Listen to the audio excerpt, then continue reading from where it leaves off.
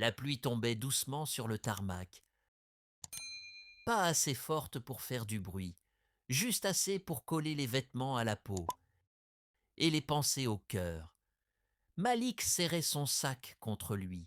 Pas un gros sac, juste l'essentiel.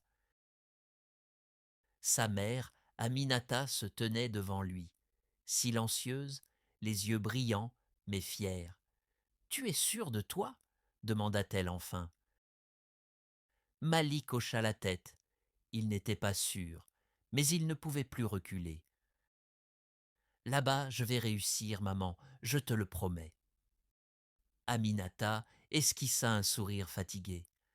La réussite ne fait pas toujours du bruit, mon fils. Malik ne répondit pas. Il regardait déjà ailleurs, vers l'avion, vers l'Europe, vers ce rêve qu'on lui avait vendu depuis l'enfance. Derrière eux, Samuel, son ami d'enfance, observait la scène.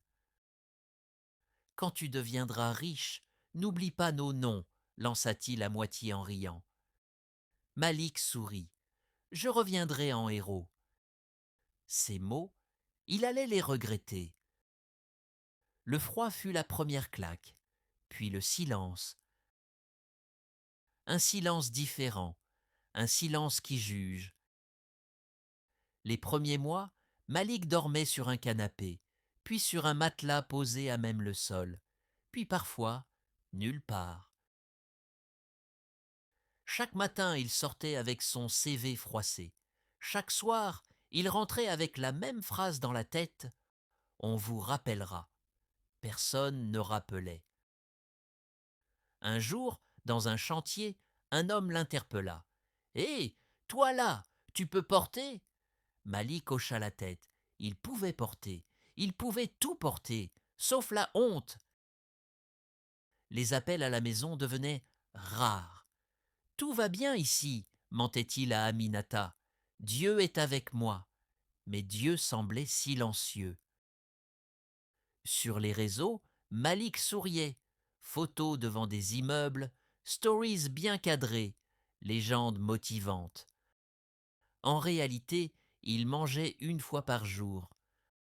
Un soir, dans une chambre partagée, Kevin, un migrant ghanéen, lui dit « Frère, ici personne ne te doit rien. » Malik regarda le plafond.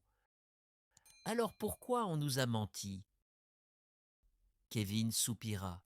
« Parce que les gens préfèrent vendre des rêves que dire la vérité. » Cette nuit-là, Malik ne dormit pas. Les jours passaient, le corps tenait, mais l'esprit lâchait. Un matin, Malik resta assis des heures, sans bouger, sans parler. Kevin posa une main sur son épaule. « Ça va ?» Malik répondit à peine. « Je ne sais plus qui je suis. » Et quand un homme ne sait plus qui il est déjà en train de tomber. Le téléphone vibra. Malik hésita, puis décrocha. « Mon fils, ta voix me manque. » Il ferma les yeux. « Maman, je suis fatigué. » Un long silence, puis Aminata dit doucement: « Revenir n'est pas échouer. » Ces mots frappèrent plus fort que le froid, plus fort que la faim. Cette nuit-là, Malik prit une décision. L'avion atterrit sans bruit, mais dans la tête de Malik, c'était le chaos. Il n'y avait pas de comité d'accueil, pas de musique, pas de héros, juste la chaleur, et ce sentiment étrange d'être parti trop longtemps. À la sortie de l'aéroport, Aminata l'attendait. Elle ne courut pas. Elle marcha lentement vers lui. Elle posa ses mains sur son visage amaigri. « Tu es rentré vivant. » C'est tout ce qu'elle dit. Malik baissa la tête. Il pleura, pas comme un enfant, comme un homme vidé. La nouvelle se répandit vite. Il est revenu. Déjà? Il n'a pas réussi? Les regards parlaient plus que les mots. Sur le chemin, Malik croisa Samuel. Même ami, même rue, mais plus le même regard. Ah, Malik. Oui. Bon, l'Europe? Un silence lourd. Ce n'était pas ce qu'on croyait. Samuel hocha la tête sans insister. Mais Malik comprit. Dans l'esprit des gens, revenir sans argent, c'est revenir sans valeur. Les jours suivants furent les plus durs.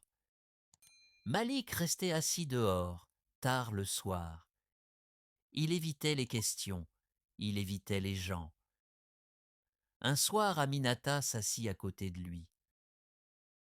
« Tu crois que tu es le premier à tomber ?» Malik ne répondit pas.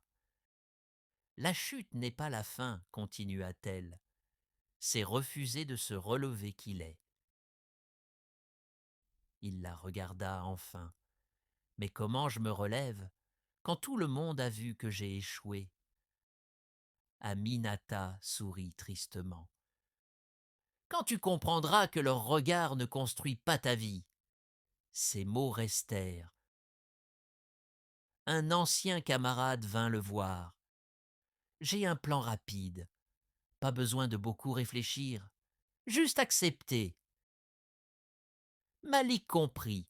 Facile, illégal, rapide. Il hésita. Cette nuit-là, il ne dormit pas. Le matin, il refusa. Pas par fierté, par fatigue de se perdre. Un jour, en réparant une vieille radio pour un voisin, quelqu'un dit « Tu expliques bien ». Un autre ajouta « Tu devrais parler aux jeunes ». Malik sourit pour la première fois depuis longtemps. Parler, raconter, expliquer, il ne savait pas encore, mais quelque chose venait de naître. Malik commença petit. Il s'asseyait avec les plus jeunes, il racontait la vérité, sans enjoliver. Là-bas, personne ne t'attend. Si tu pars, pars préparé. Et si tu restes, reste digne. Les jeunes écoutaient en silence. Un jour, Samuel revint. « Tu sais, ce que tu dis aide. » Malik répondit calmement. « Moi aussi, ça m'aide. » Il créa un petit cercle, puis des rencontres, puis des histoires. Pas pour briller, pour transmettre. Aminata observait, fière. « Tu vois, dit-elle, tu es revenu différent. » Malik sourit. « Je suis revenu vrai. » Malik ne devint pas riche, pas célèbre, pas admiré par tous, mais il dormait en paix. Et un jour, un jeune lui dit « Grâce à toi, je ne suis pas parti n'importe comment. » Malik comprit alors « La réussite, ce n'est pas d'impressionner, c'est d'avoir un impact. » Et toi, as-tu déjà eu peur de revenir en arrière? As-tu déjà confondu réussite et apparence? Si tu tombais aujourd'hui, est-ce que tu saurais te relever sans te trahir? Parfois, le vrai voyage, ce n'est pas de quitter son pays, c'est de se retrouver soi-même. Le sage griot. Si cette histoire t'a parlé, écris simplement ce que tu en penses. Ton expérience peut éclairer quelqu'un d'autre. Ici, le sage griot raconte, pour que personne ne se perde en silence.